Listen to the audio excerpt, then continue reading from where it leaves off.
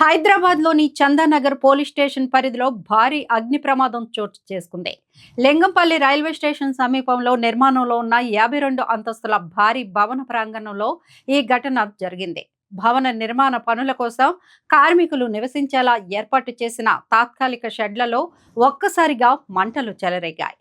ప్రాథమిక సమాచారం ప్రకారం షెడ్లలో నిల్వ ఉంచిన గ్యాస్ సిలిండర్ ఆకస్మాత్తుగా పేలడంతో మంటలు వేగంగా వ్యాపించాయి. దాంతో షెడ్లన్నీ క్షణాల్లో అగ్నికి ఆహుతయ్యాయి. మంటలు భారీగా ఎగసిపట్టడంతో పరిసర ప్రాంతాల్లో భయాందోళనలు నెలకొన్నాయి. అయితే ప్రమాద సమయంలో కార్మికులందరూ భవన నిర్మాణ పనుల కోసం బయటకు వెళ్లి ఉండడంతో పెను ప్రమాదమే తప్పింది. ఎలాంటి ప్రాణ నష్టం జరగకపోవడంతో అధికారులు ఊపిరి పీల్చుకున్నారు. ఈ ఘటనపై సమాచారం అందుకున్న అగ్నిమాపక శాఖ సిబ్బంది వెంటనే స్పందించి 3 ఫైర్ ఇంజన్లతో సంఘటన స్థలానికి చేరుకున్నారు. సుమారు గంట పాటు శ్రమించి మంటలను పూర్తిగా అదుపు చేశారు. ఈ అగ్ని ప్రమాదంలో షెడ్లకు భారీ ఆస్తి నష్టం వాటిల్లినట్లు అంచనా. ఈ ఘటనపై చందానగర్ పోలీసులు కేసు నమోదు చేసి గ్యాస్ సిలిండర్ పేలుడు కారణాలపై దర్యాప్తు చేపట్టారు.